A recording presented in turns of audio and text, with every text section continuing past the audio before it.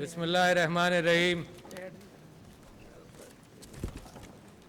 मोहतरम सदर Lahore chamber of commerce and industry Kashif Anwar साहब, Lahore chamber of commerce and industry के अहदेदारान हारून अरोड़ा साहब, मुअज़्ज़ज़ ख़वातीन व हज़रात, अस्सलाम अलैकुम। मैं सबसे पहले आपके चैम्बर की तारीफ़ करना चाहता हूँ, क्योंकि जितने सालों में मैं यहाँ हूँ और अब चंद महीनों में रिटायर होऊंगा इंशाअल्लाह, तो उस अरसे के अंदर सबसे ज़्यादा कोऑपरेशन बड़ी क्लैरिटी के साथ मैं कह रहा हूँ तो Lahore chamber of commerce and industry के साथ।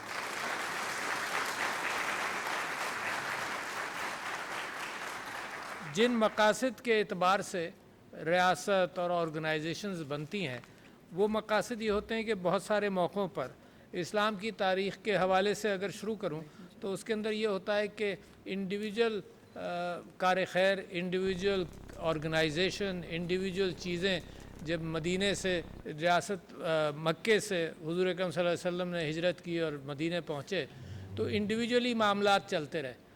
फिर जब एहसास ये हुआ कि नहीं, अब तो मामला बढ़ता चला जा रहा है, तो एक रियासत ने जन्म लिया जहाँ सारी organisational aspects of community service और इंसाफ और उन चीज़ों का फ़ैसला कि जितना जितना तिजारत बढ़ती है, जितना जितना लोगों का इंटरेक्शन बढ़ता है या पॉपुलेशन बढ़ती है या डिस्प्यूट्स अराइज होते हैं, कभी कभी लोग अपना राइट समझते हैं जो राइट हो या ना हो, तो फिर ऑर्गेनाइजेशन आई, फिर रियासत आई।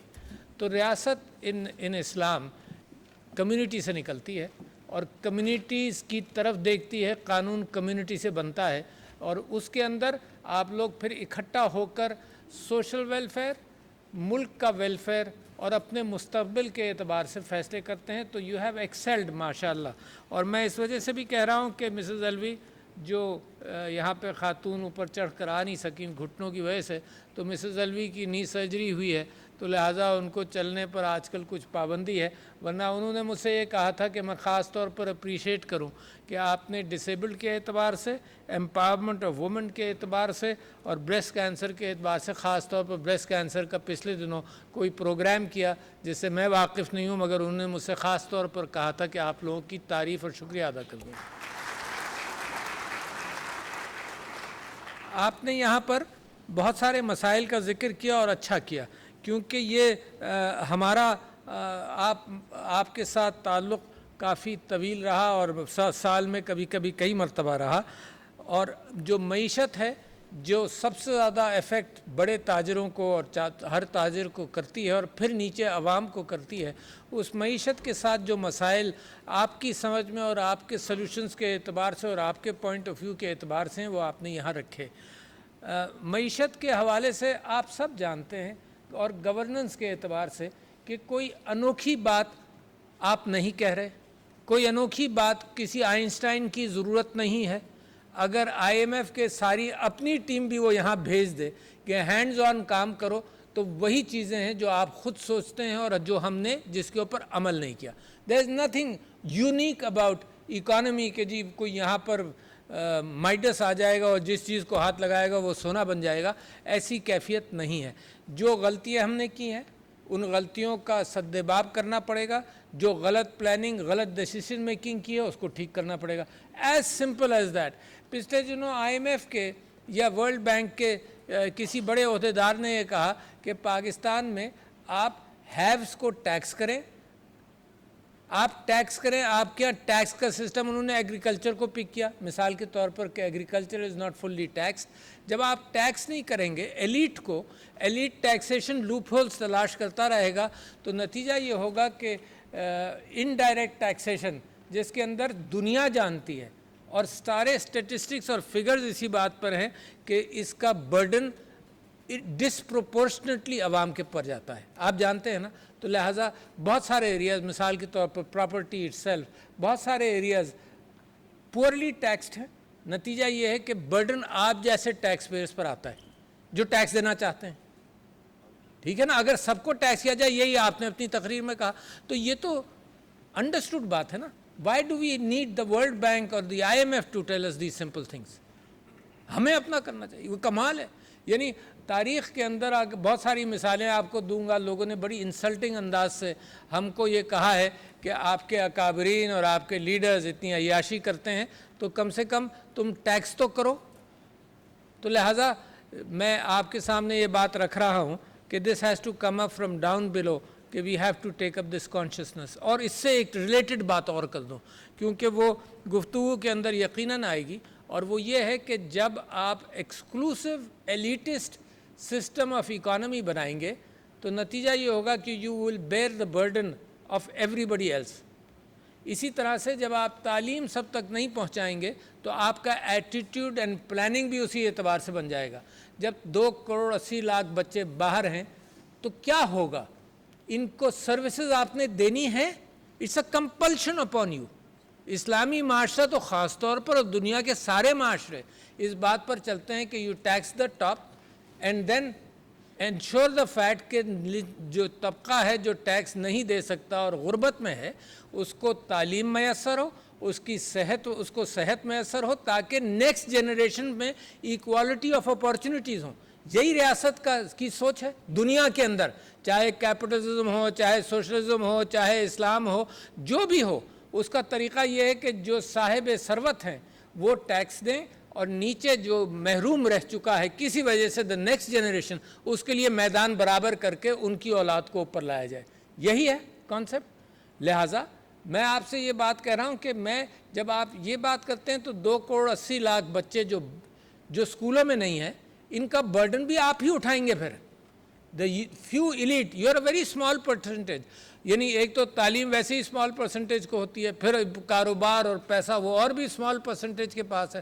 آپ تو 2-4% سے بھی کم ہیں. تو لہٰذا آپ کی ذمہ داری اس لیے نہیں بنتی کہ آپ کار خیر کریں. آپ کی ذمہ داری اس لیے بنتی ہے کہ اگر سارا معاشرہ ترقی کرے گا تو آپ کو نو ہاؤ بھی ملے گا, لیبر بھی ملے گی, ایک بوم آئے گا معیشت کے اندر جس کے اندر آپ سب سے بڑے بینیفیشری ہوں گے. تو 2.80 کروڑ بچے اگر باہر ہیں تو میرے لیے تو بڑا تکلیف دہ کیفیت ہے, کیونکہ اس کی اسٹیٹسٹکس اور اس کا حل بھی بڑا مشکل ہے. Why should it escape from your mind? میں چاہتا ہوں کہ آپ کے اندر بھی وہی پریشانی پہنچے جو میرے ذہن میں ہے, میرے پاس ہے. 2.80 کروڑ بچوں کے لیے ذرا لاجسٹک, آپ لوگ تو کیلکولیٹ کر کے انویسٹمنٹ کرتے ہیں نا, کہ اس سال انویسٹمنٹ کریں گے تو اگلے سال اتنا منافع ہوگا, نہیں ہوگا تو ایک سال اور کوشن ہوگا, پھر اتنے دنوں میں ہم ریٹرن کریں گے, یہ امپلائمنٹ دیں گے. کیلکولیٹڈ انویسٹمنٹ کرتے ہیں. یعنی انویسٹمنٹ اتنے زیادہ کیلکولیشن سے کرتے ہیں جتنی کیلکولیشن سے شادیاں نہیں کرتے. شادیاں بھی اللہ کے بھروسے پر کر لیتے ہیں, تھوڑی سی تحقیقات کر لیتے ہیں اور پھر اللہ کے بھروسے پر کرتے ہیں. مگر انویسٹمنٹ میں اللہ پر بھروسہ بھی کرتے ہیں, مگر زیادہ تر سارا آپ جناب سالوں محنت کرتے ہیں to establish one new industry. تو اسی اعتبار سے میں آپ کو کہتا ہوں کہ 2.80 کروڑ بچوں کا یہ تکلیف آپ تک پہنچانا چاہتا ہوں, because I have a few months here, I need to communicate this, تاکہ ایک کنٹینیوٹی, ایک سسٹم میموری میں یہ بات چلے. 2.80 کروڑ بچوں کے لیے 55,000 اسکول چاہیے. اور آپ کو اس کی انارمٹی کا اندازہ یہ بتاؤں کہ پنجاب کے اندر, جہاں سے آپ Lahore chamber of commerce and industry سے آئے, پنجاب کے اندر پارٹیشن سے لے کر اب تک, پاکستان بننے سے اب تک 50,000 اسکول بنے ہیں سر. تو can you understand the enormity of the task? پھر مجبوراً ہماری پالیسی کیا بنتی ہے جو آپ نے اپنی تقریر میں جس کا اظہار کیا کہ بھائی ان لوگوں کو باہر بھیجو مزدوری کرنے کے لیے. کیوں؟ You can't accommodate them. So جو دنیا تڑپتی ہے دیکھ کر آپ کے پاس کہ یار you have a human resource, اور دنیا تڑپتی ہے دیکھ کر کہ یہ 5th بگسٹ ہیومن ریسورس کے اعتبار سے ملک ہے. دنیا تڑپتی ہے کہ معدنیات اور یہ سب کچھ زمین کے اندر سے جو نکلتا ہے اس سے زیادہ قیمتی ہیومن ریسورس ہے, انٹلیکچوئل ریسورس ہے, وہ آپ کے پاس ہے. اور آپ کی اپنی پلاننگ کے اندر مجبوری یہ ہے کہ نہ ہم نے ان کو تعلیم دینی ہے اور سکل سیٹس دینا ہے, لہٰذا ان کو ایکسپورٹ کرو تاکہ را لیبر باہر جائے, باہر سے پیسہ بھیجتی رہے تاکہ آپ کا بیلنس آف پیمنٹس ہینڈل ہوتا رہے. تو this is the reverse of what Pakistan should be looking for. اس کو چاہیے کہ اپنے ہیومن ریسورس کو ڈیولپ کرے. اس کو چاہیے کہ جو ہیرا ہے, جو انسان کا دماغ ہے, ہیرے سے بھی زیادہ قیمتی, اس انسانی یہ جو دولت ہے آپ کی, اس دولت کو actual production and well being of the country کے اندر استعمال کریں. آپ لوگوں نے بہت اچھا فرمایا کہ SIFC ایک اچھا ادارہ, بڑا میں سمجھتا ہوں کہ کیئر ٹیکر گورنمنٹ اور ہماری فوج نے مل کر اس کی طرف توجہ دی تاکہ ایک ون ونڈو آپریشن ہو، انکریجمنٹ آف انویسٹمنٹ ہو، اور ساتھ ساتھ جو کیفیت تھی جو پچھلی گورنمنٹس کے اندر مشترک تھی کہ as of doing business create کیا جائے ان کے لیے. اور آپ سب لوگ ہر محفل میں فرماتے ہیں کہ ایز آف ڈوئنگ بزنس اگر ہمارے لیے کریٹ نہیں ہوگا تو باہر والا کیسے آ کر ایز آف ڈوئنگ بزنس کے سلسلے میں آ جائے گا. تو لہٰذا یہ مسلسل کاوش رہنی چاہیے کہ دیکھو جو معاشی اشاریے ہیں، اسٹیٹسٹکس ہیں، وہ اپنی جگہ پر، مگر کم سے کم اتنی آسانی ہو کہ movement of things and file should be much faster, تاکہ ان ساری چیزوں کے اندر ایک اور بریک بیوروکریسی اور ایک اور بریک ڈیسیشن میکنگ، پور ڈیسیشن میکنگ، ایک اور بریک یہاں پر آپ نے فرمایا کہ جی ڈیو ریفنڈز بھی پھنسے رہتے ہیں. ڈیو ریفنڈز پھنسے رہتے ہیں تو کیا ہوتا ہے؟ دولت آپ کے ہاتھ سے جو آپ انویسٹ کر سکیں وہ سرکار کے پاس جاتی ہے. سرکار کا اتفاق سے حال فی الحال یہ ہے کہ ٹریلینز آف روپیز وہ مارکیٹ سے اٹھاتی ہے. بینکوں کو ٹریمنڈس منافع ہے اس وجہ سے کہ ایک سیکیور بائر ہے آف دیئر بانڈز، اور ہر چیز وہ بینکس خریدتے ہیں، بینکس کے پاس سیکیور چیز ہے. پرائیویٹ سیکٹر کی لونز ٹائٹ ہیں، گورنمنٹ سیکٹر کی لونز کھلے ہیں because they are 100% secured. And banks make a huge profit, and the most profit-making industry today in Pakistan are the banks therefore.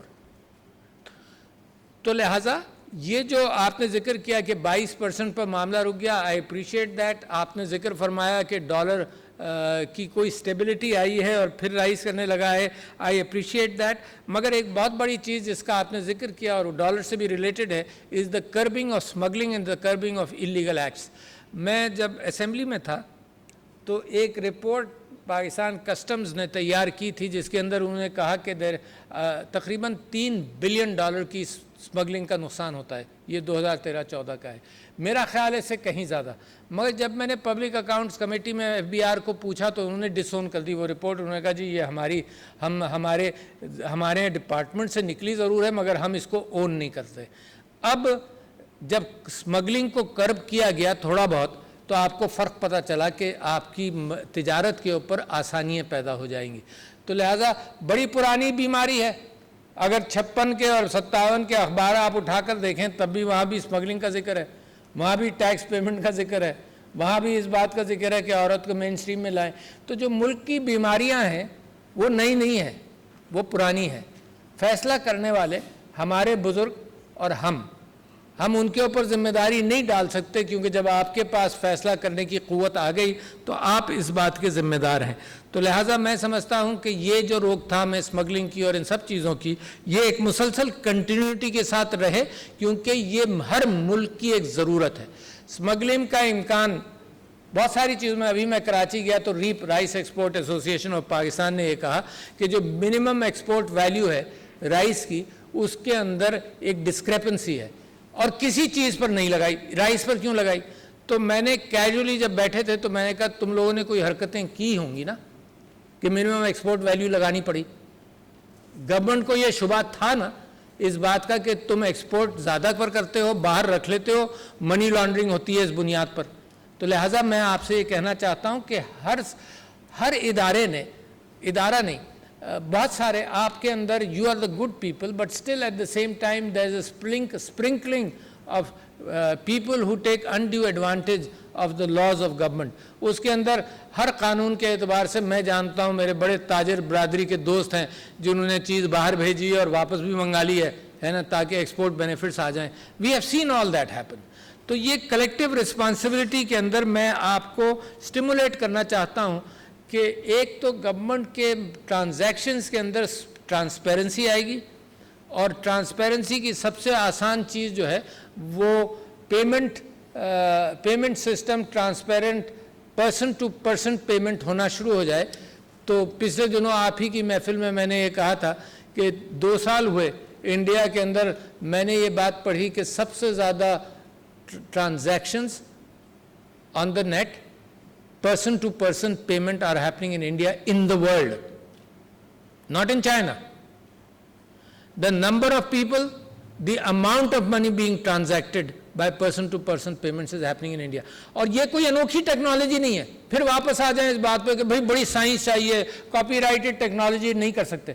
This is again poor decision making कि you still not there. Transparency तो इसी से आएगी ना कि हर सारा transactions लोग आसानी से पर्सन टू पर्सन करने लगें.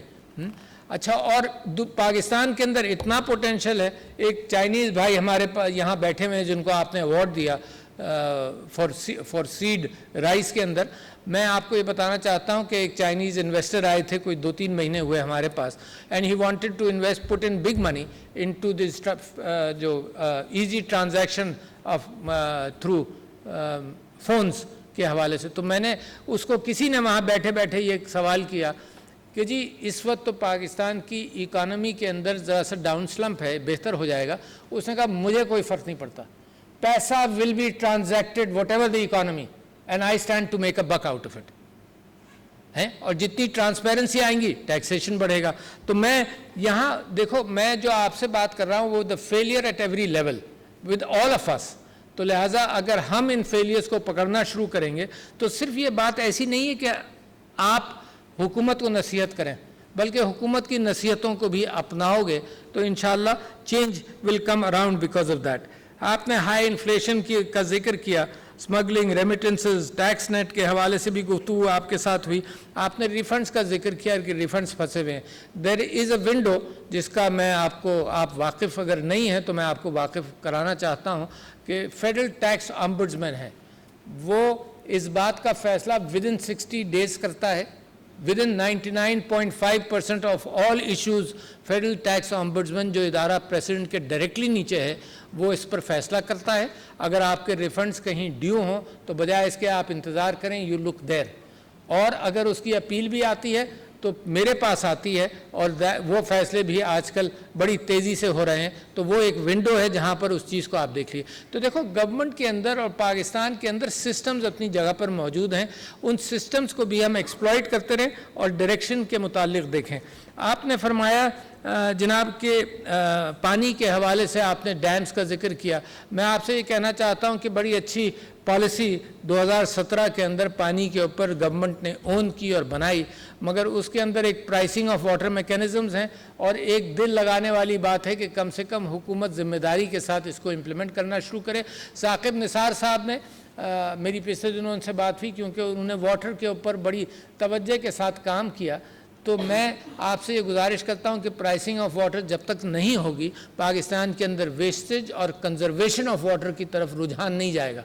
प्राइसिंग ऑफ वाटर एग्रीकल्चर में भी और pricing of water domestic use के अंदर भी, जैसे हर चीज़ की प्राइसिंग होती है. पानी जब मुफ्त होता है तो ज़ाय भी होता है. तो इसके अंदर कंजर्वेशन ज़रूरत ही नहीं है आपको. आपकी विरासत के अंदर मेरे नबी सल्लल्लाहु अलैहि वसल्लम की बात है कि अगर वज़ू भी करो दरिया के किनारे तो पानी का अहतमाम करो कि ज़ाय ना हो. तो conservation is in our spirit. It's just a matter that we've ignored so many things, so we continue to ignore that as well. अच्छा, फिर आखिर में 2 चीज़ों का मैं आपसे जिक्र करना चाहता हूँ. एक तो मैं आपसे उस तकलीफ़ का इजहार करना चाहता हूँ जो आपके दिलों में सब के मौजूद है, और वो है गज़ा के अंदर जो क़िताल हो रहा है. मेरी समझ में नहीं आता, इस वजह से मेरी समझ में नहीं आता कि इंसान तो हमेशा से जालिम भी है जब वो देखता है कि एक हमारे माशरे के एतबार से हम ये कहते हैं कि कुत्ता भी गाड़ी के नीचे आ जाए तो आदमी दहल जाता है, उसको अफसोस होता है कि जानदार है, अल्लाह की बनाई हुई चीज़ है. और कहाँ ये कि इस तरह से जुल्म और बर्बरियत के साथ 10,000 लोग शहीद कर दिए जाएं जिसमें बच्चों की अक्सरियत हो. अच्छा, ये पहले अगर होता रहा तो कोई इमेजरी नहीं थी. अगर वियतनाम के अंदर बमबारी से और नेपाल से सारी ग्रीनरी तबाह हो गई और बमबारी से लोग मारे गए, और कंबोडिया में और लाओस के अंदर और कोरिया के अंदर लाखों, और अफ्रीका के अंदर लाखों, वेस्टेड इंटरेस्ट की बैटल आज भी चल रही है. और मशरिक़ वस्ता के अंदर लाखों, और लैटिन अमेरिका के अंदर लाखों, जहां आज भी वेस्टेड इंटरेस्ट की बैटल चल रही है. तो इमेजरी नहीं आई, तस्वीरें नहीं आई, अंदाज़ा नहीं हुआ. मगर यहाँ तो तस्वीरें भी हैं, रिकॉर्डिंग्स भी हैं.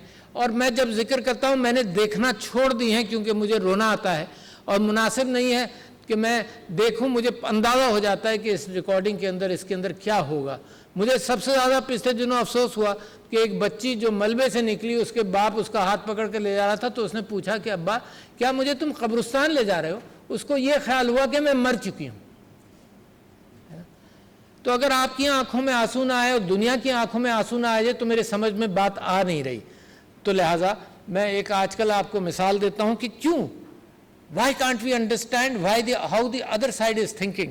تو میں نے ایک ویسٹرن ایمبیسڈر جس نے اس کے اوپر ووٹ دیا سیز فائر کے خلاف, تو اس کو میں نے پوچھا کہ یہ میں تم سے پوچھنا چاہتا ہوں, تمہاری منطق سننا چاہتا ہوں کہ یہ کیوں ہوا. تو اس نے منطق کا اظہار کیا, and that's worthwhile sharing with you. اس نے یہ کہا کہ جی ہم نے اس کے اوپر بحث کی اور ہمارے پارلیمنٹ میں بحث ہوئی اور ہمارے انٹلیکچوئلز میں بحث ہوئی اور ہم نے ڈیسائیڈ کیا کہ اس کے خلاف ووٹ کریں گے سیز فائر کے. تو میں نے اس کو پوچھا کہ یہ تو میں صحیح ہے, اچھا کیا, مگر یہ بتاؤ کہ تم نے ریزننگ کیا تھی, why don't you vote for a cease fire when you see people being killed in such a proportion. میں نے کہا ڈسپروپورشنیٹ ہے یار, ایک آدمی مرا 10 مار رہے ہو, کیوں مار رہے ہو یار, کوئی تک ہے, ڈسپروپورشنیٹ ریاکشن. میں نے پچھلے دنوں سورہ مائدہ کی ایک بات کسی انٹرویو میں کوٹ کی تھی جس میں اللہ تعالیٰ فرماتا ہے کہ ایسا نہ ہو کہ نفرت میں تم انصاف کا دامن چھوڑ دو اور بدلہ لو. بدلہ لو نہیں ہے آیت کے اندر, اس کے اندر یہ ہے کہ نفرت کے اندر انصاف کا دامن مت چھوڑو. اور حضرت علی کا وہ مشہور واقعہ کہ ان کے اوپر جب وہ جہاد میں تھے اور کسی کافر کو مار رہے تھے تو اس نے تھوک دیا تو انہوں نے اپنا خنجر روک لیا آن دا پرنسپل کہ I do not want to kill somebody out of temper. تو میں نے جب اس کو پوچھا کہ تم نے, تو اس نے یہ کہا کہ جی ہمارا آرگومنٹ یہ, اور سنیے بڑے غور سے, کیونکہ دیکھو انسان ہر انداز سے سوچتا ہے.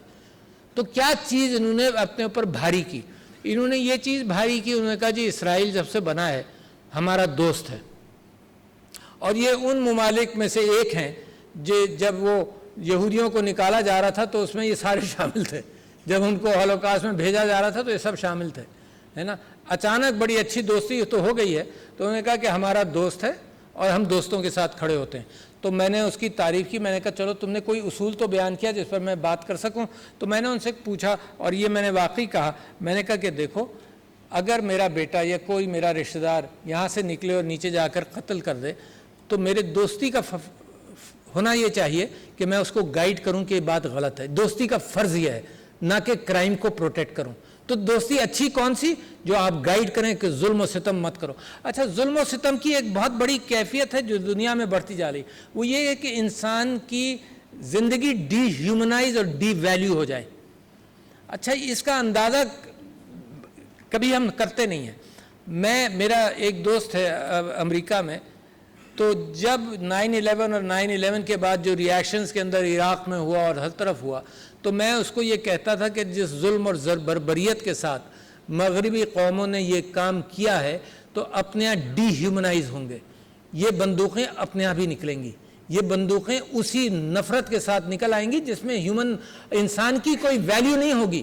یہ ہو نہیں سکتا کہ میرے ملک کے اندر وہی انسان, اس کی ویلیو اچھی ہو, کالے گورے یہودی مسلمان سب ہیں, ان کی ویلیو اچھی ہو اور باہر ویلیو کم ہو. تو نتیجہ آپ نے دیکھا کہ ایک reaction, whether it takes the western society down or not, ایک ریاکشن یہ ہے کہ انسان کی ویلیو کم ہو گئی. اب ہر آدمی نکلتا ہے, بندوق نکالتا ہے, ٹی وی پر ٹیلی کاسٹ کرتا ہے, لوگوں کو مار بھی دیتا ہے, اس کے اندر نہ کوئی غم ہے نہ کوئی افسوس ہے اس بات کا, اور وہ بضد ہے. تو یہ جو ڈی ہیومنائزیشن غازہ کے اعتبار سے ہوا, اس کے اندر آپ یہ سمجھ لیے کہ اس کی وجہ کا میں آپ سے ذکر کر دوں, پھر میں پاکستان کے اوپر آنا چاہتا ہوں جلدی سے.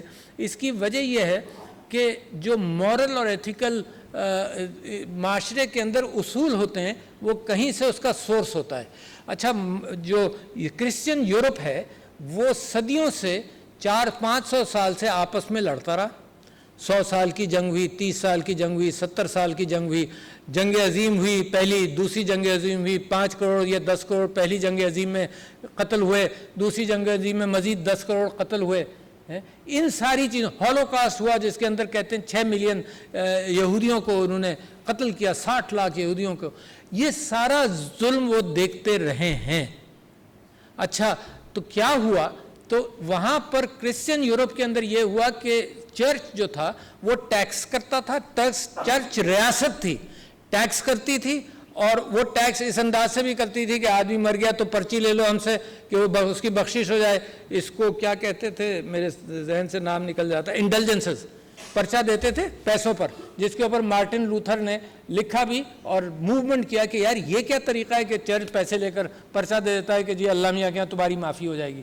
جب چرچ کے پاس مزید پیسے کم ہوئے تو اس نے کہا کہ چلو تم تو ابھی اپنے ماں باپ کے لیے آتے تھے, اب اپنے دادا پرداؤں کے لیے بھی آ جاؤ, وہ پرچی بھی ہم دے دیں گے. تو اتنا ایکسپلائٹیشن تھا چرچ کا کہ یورپ نے چرچ سے بغاوت کی. جب چرچ سے بغاوت کی تو اس نے کہا سیکولر چیز چلے گی اب دنیا کے اندر. تو لہٰذا جو بائبل اور تورات کے اندر بھی ایک ہمدردی, حضرت عیسیٰ کی انسان محبت, انسان دوستی, یہ سب چیزیں نکل گئیں اس میں سے, جو سیکولر اسٹیٹ بنی یورپ کی وجہ سے. پاکستان نے بھی اس کو نہیں اپنایا ہے نا. تو سیکولیرٹی میں یہ ہوا کہ کوئی مورالٹی نہیں رہی, کوئی ایتھکس نہیں رہی جو اللہ کی طرف سے آئی تھی, اور جمہوریتوں نے فیصلہ کیا قتال کا. یعنی یہ جمہوریتیں ہیں جنہوں نے دوسری جنگ عظیم کے بعد سے ایک انبار لگایا ہوا ہے قتال کا, لیٹن امریکہ, فار ایسٹ, مڈل ایسٹ, کیونکہ وہاں وہ انہوں نے چرچ اور پرنسپلز آف ریلیجن کو بالکل الگ کر دیا. پاکستان ایسا نہیں ہے. پاکستان کی روح اس قرآن سے نکلتی ہے جس قرآن کے اندر اللہ تعالیٰ فرماتا ہے کہ ایک انسان کو قتل ہونے سے بچا لیا تو انسانیت کو بچا لیا. This is the spirit, has nothing to do with مذہب. اور ایک انسان کو اگر تم نے قتل کیا تو انسانیت کو قتل کیا.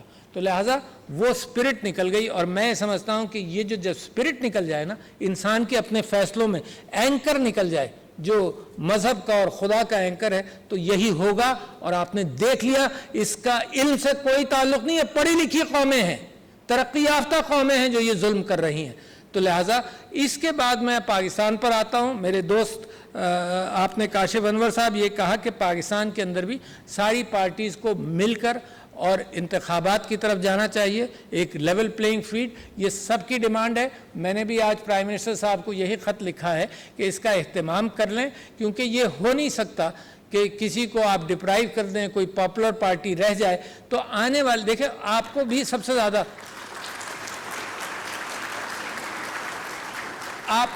سے زیادہ تکلیف اس بات کی ہے کہ اگر سٹیبل حکومت نہیں بنی, اور سٹیبل حکومت تو لوگ ہی بناتے ہیں نا, یہ لوگوں کے بغیر تو سٹیبلٹی ہے نہیں. تو میں تو بار بار یہ کہتا ہوں کہ ہمارے سارے انسٹیٹیوشنز اگر اکٹھا ہو جائیں, اور میں چیف جسٹس صاحب کی بھی تعریف کرنا چاہتا ہوں کہ انہوں نے کورٹس کو اور اپنی جوڈیشری کو اکٹھا کرنے کی کوشش کی ہے. میں سمجھتا ہوں سیاستدانوں پر بھی ذمہ داری ہے کہ یہ اکٹھا ہوں, درگزر سے کام لیں, اور درگزر کے بغیر اللہ کی برکت آنے کا کوئی امکان نہیں. یعنی جیسے انسان مرتا ہے تو اللہ کے سامنے حاضری دے گا. میں اور آپ بوڑھے ہو جائیں گے نا, بیمار ہو جائیں گے, سب سے پہلے اللہ سے معافی مانگیں گے. اچھا, مگر زندگی میں ہم معاف کرنے کو تیار نہیں. یہ کیسے ہو سکتا ہے؟ تو ایسی اللہ کی برکت ایسی قوموں پر نہیں آتی جو غریبوں کا خیال نہ کریں, جو کمزوروں کا خیال نہیں کریں. میرے نبی نے 2 ہی بڑے کام کیے سب سے پہلے, بعد میں اور بھی کیے.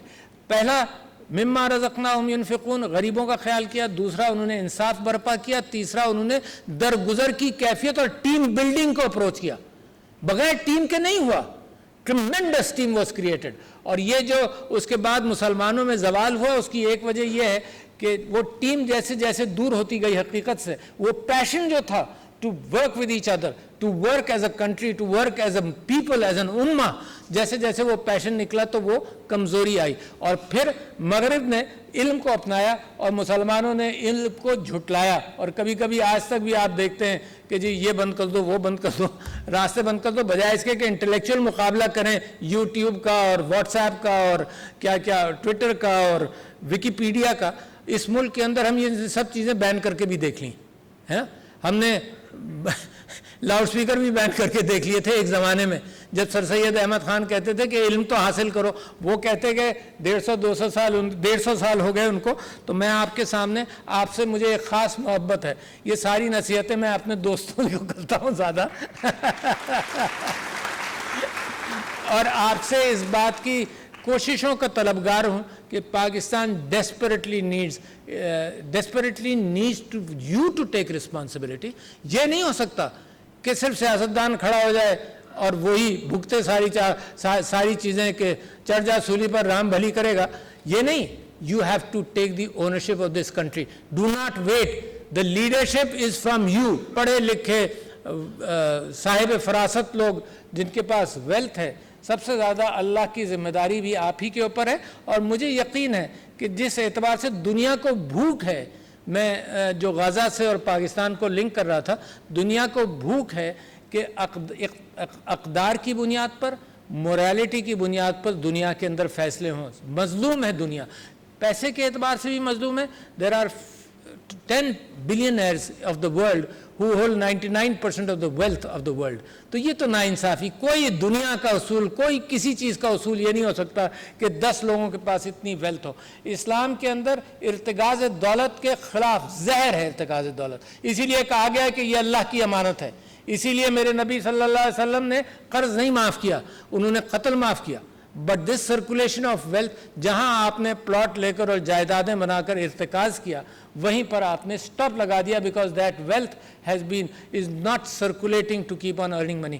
I need not say all this to you کیونکہ یہ سب چیزیں آپ کے دل میں ہیں، اور میرا صرف فرض یہ ہے کہ اپنی ملک کی پرائرٹیز اور تکلیف کا آپ کے سامنے اظہار کروں، اور کوشش یہ کروں کہ as a nation we all go towards priorities which will make Pakistan much stronger than what it is today.